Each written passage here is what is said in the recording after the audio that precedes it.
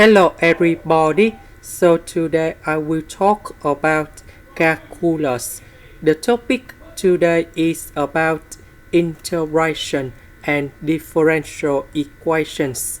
So now I will show you how to answer.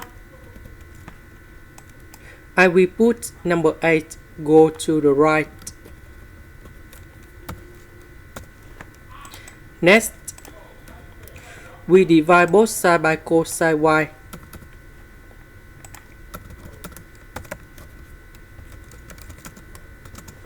And I will put dy go to the right.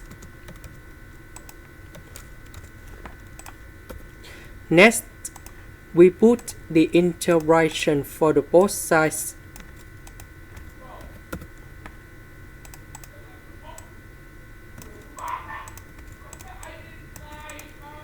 The integration of sin x, we have negative cosine x. The integration of number 1, we have y. The integration of this one in here, we have ln of the absolute value of secant of y plus tan y. And I will put about sin here. This is the end. Thank you for watching.